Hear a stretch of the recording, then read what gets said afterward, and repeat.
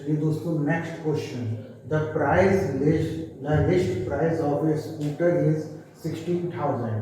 The shopkeeper offer discount कितने का दे रहा है? 12%. And the rate of tax कितना है? 18%. तो find out the price paid by the customer including tax. Tax का आप कितना पैसा दोगे? तो सबसे पहले एक बात याद रखना, एमआरपी क्या है? यानी मार्केट रेट प्राइस, ये ही लिस्ट प्राइस होता है। कितना है भाई आपका? 60,000 रुपये। अब भाई इस पे डिस्काउंट कितना दिया आपको? डिस्काउंट कितना है भाई? 12% है।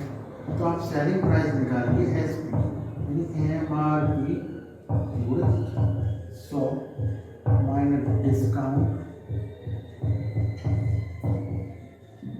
आप रख दीजिए 60,000,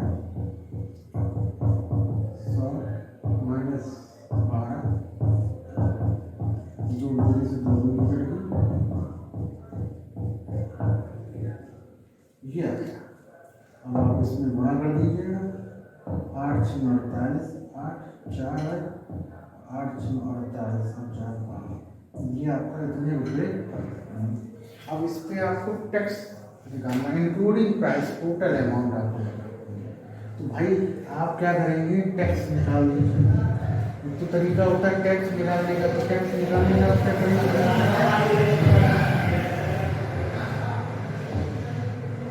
इस पर टैक्स कितना है? 18% है। आप इसको 5 to 8 into 18 का गुणा कर दीजिएगा, आपका टैक्स आ जाएगा। और एक टोटल पेड आप कितना करेंगे?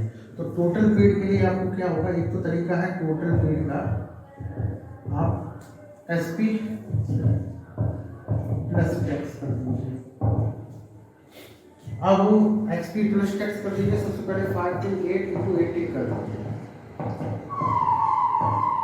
16 8 to 40 42, 8 to 5 10 5 इतना आपको टैक्स कर देंगे। 95 और इसको टोटल आप जोड़ दीजिए, कितना आपका आएगा? 55800। ये इसमें आप जोड़ दीजिएगा 0 4 5 9 4 0 0, इतना आपका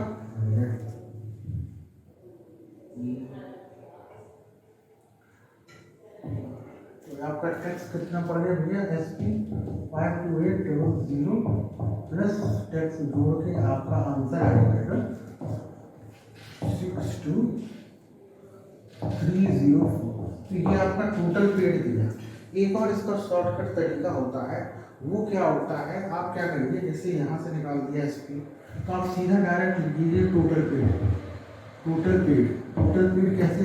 टोटल पेड कितना हो जाएगा? एसपी इंटू इंक्लूडिंग टैक्स है, तो टैक्स में क्या करेंगे? 100 प्लस टैक्स कर दीजिए, बटे 100 कर दीजिए, यानी एसपी कितना है? एसपी इंटू टैक्स, यानी एसपी आपको कितना था?